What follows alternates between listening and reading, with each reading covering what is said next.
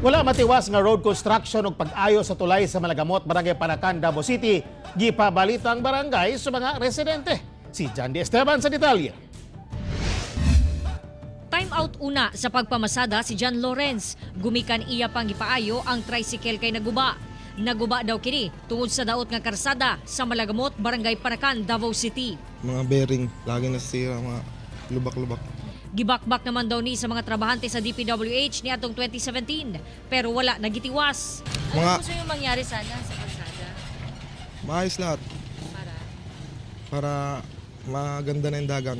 2018, dihang gipabalitang barangay sa mga residente ang tulay sa lugar. third quarter last year gibungkag ning tulay dinhi aron i-repair pero sumala sa mga residente imbis nga tiwason napasagdan ang proyekto. Gani sa ako ang palibot karon makita ninyo nga natubuan na lang kini ug mga tanom ug ang mga bakal gipangtaya na. Kailangan nga matabaho nila ni. Dili kay ilang langalangayon ni.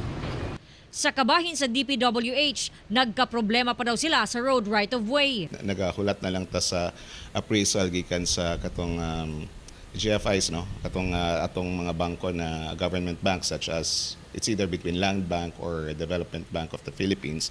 Tapos i-request na nato for funds. Samtang ang tulay, naundang ang pagtrabaho tungod nagkulang sa pondo. Pero ilang gipangante nga karong tuiga mahuman na gayud kini. Sa karon nakita nato importante kaayo na ma-widen gid atong tulay into 4 lanes. So mga ilang tagamay na pasensya sa mga motorista ug katong mga residents ug katong mga gambalay didto na nagagamit anang dalana for the meantime. Kauban si Mel Colmenares sa kamera. Ako si John D. Esteban para sa One Mindanao.